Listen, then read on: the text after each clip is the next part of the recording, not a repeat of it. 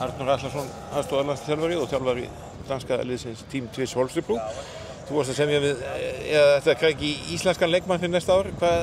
Jóhannes Berg Andrason, hvað er svona bara til þess að þú ákvað semja við hann? Já, það gerist þannig að það kemur dálítið óvænt upp núna í janúar að við missum einn okkar sterkasta mann, Edvin Aspinbeck. Hann seldur til Rhein-Neckar Löwen núna eftir tímabilið, þannig að kom svona frekar skjótt upp að við þurftum að leita eftir örfendur leikmann í staðinn fyrir hann. Og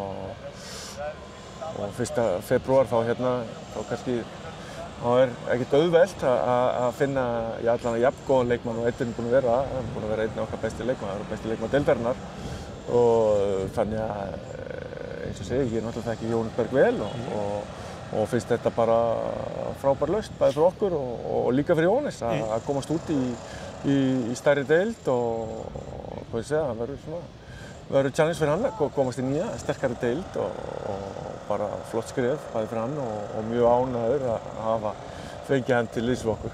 Þú séð marga svona góða kosti Jónas sem að munu geta nýst þér þegar framlíða stundir? Alveg klárlega, Jóhannes bæði góður varnarlega og sóknarlega og bæði góður skotmaður og góður í spilinu og hefur sýnt það á Íslandi sérstaklega upp á síðkastið að hann er fullfær að taka næsta skref held ég á sínum ferli og auðvitað verður challenge fyrir hann að koma í sterkari deild og dönsku deildina sem er bara mjög sterk og það verður bara gaman að fylgjast með því. Ég er full að trúa að gangi vel upp og eins og segja, aftur endurtekna, ég held að verður mjög gott skref bæði fyrir hann og okkur.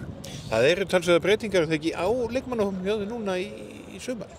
Jú, það er þannig, við erum að missa nokkra leikmenn, bæði nokkrir sem að hætta, komnir á aldur og eins og Aspinbeck sem fer til Rhein-Neckar Löwen og aðrir póstar sem við missum, þannig að það er svona tækifæri okkur fyrir að vera að byrja aðeins upp á nýtt, aðeins að yngja upp og það er bara allt í lagi inn á milli og ég hlakka allavega til að fullt af ungum gaurum sem eru á leiðinu upp á við og vita hvað til þarf til að vera ennþá betri og eru klárir að leggja allt í söluna.